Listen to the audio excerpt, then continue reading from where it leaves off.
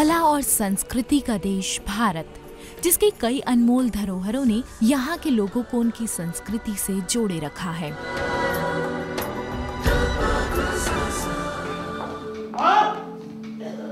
पिताजी कहाँ हैं आप लोग? अरे हजारों साल पुरानी नाट्य परंपरा भी इसी संस्कृति का हिस्सा रही है,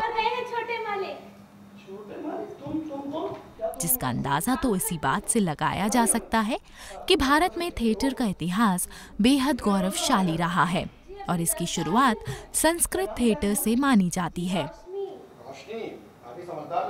अगर भारतीय हिंदी रंगमंच की बात करें, नाटकों की बात करें, तो उसका इतिहास संस्कृत थिएटर से माना जाता है, कुछ पाश्चात्य से। मगर इससे भी पहले पूरे हिंदुस्तान में लोक नाटकों का चलन था। तो आपको कैसे पता चला उसे टाइफाइड? क्या उसने बीमार होने की रिपोर्ट की थी आपके पास? थिएटर की लोकप्रियता का श्रेय महान नाट्यकार भरत मुनि को जाता है।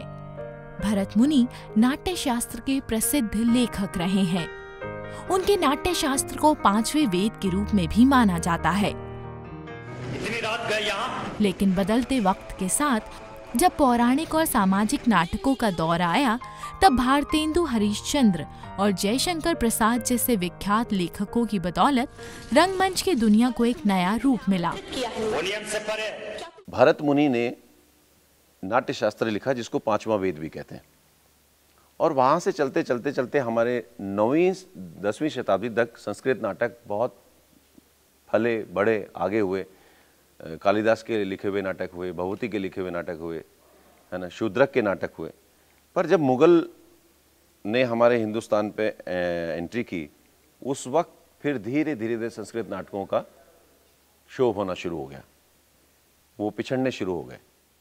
मगर एक परंपरा हमारी किताबों में, एक नियमबद्ध परंपरा वो थी।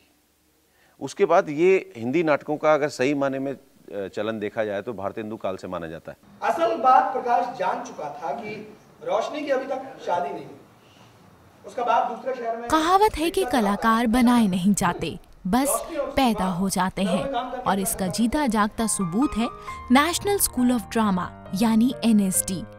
चाहे फिल्मी पर्दा हो या टेलीविजन की दुनिया या फिर थिएटर, अभिनय के किसी भी मंच पर NSD का लहराता हुआ परचम संस्थान कड़े प्रयासों की कहानी कहता है। ओम पुरी, पंकज कपूर, अनुपम खेर और नसरुद्दीन शाह जैसे प्रतिभावान हरफन मौला कलाकार इसी संस्था के नायाब हीरे हैं। आज़ादी के बाद सही माने में हमारे हिंदी नाटक का, हिंदी रंगमंच का विकास होना शुरू हुआ, जिसमें इब्राहिम अलकाजी का बहुत बड़ा योगदान है, हबीब तनवीर साहब का बहुत बड़ा योगदान है, और इन लोगों ने एक राष्ट्रीय नाट्य विद्यालय की नींव रखी दिल्ली में।